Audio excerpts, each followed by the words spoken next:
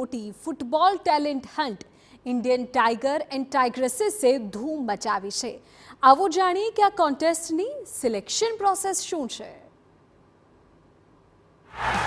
ફૂટબોલમાં જાદુ કરવા હિન્દુસ્તાન તૈયાર છે। આવનારા સમયમાં દેશમાં ટેલેન્ટની સાચી ઓળખ મળે તે માટે શરૂ થઈ ગઈ છે football talent hunt Indian tigers and tigresses. પહેલા ફેઝમાં આખા દેશમાંથી ટેલેન્ટની પસંદગી થશે। બીજા ફેઝમાં અલગ અલગ શહેરોમાં 100 કેમ્પ લગાવવામાં આવશે, જ્યાં આંતરરાષ્ટ્રીય નિષ્ણાતો એઆઈની મદદથી પહેલા રાઉન્ડમાંથી આવેલા બાળકોની ટ્રાયલ કરશે। એમાંથી 200 છોકરા અને 200 છોકરીઓ આગળના રાઉન્ડમાં જશે। Amazing to see all of you being interested in football and supporting the hunt for the Tigers and Tigresses. Yeah, I look forward to work with all of you and see you later on the pitch. Phase 3માં આ 400 બાળકો માટે પુણેમાં 5 દિવસનો camp લગાવવામાં આવશે, જ્યાં તેમની ટ્રેનિંગ થશે।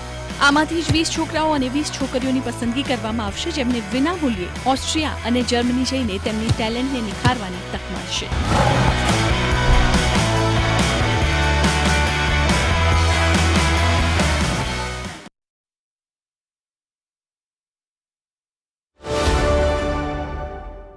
લાઈવ ચેટ માટે રેડી પપ્પા? हाँ हाँ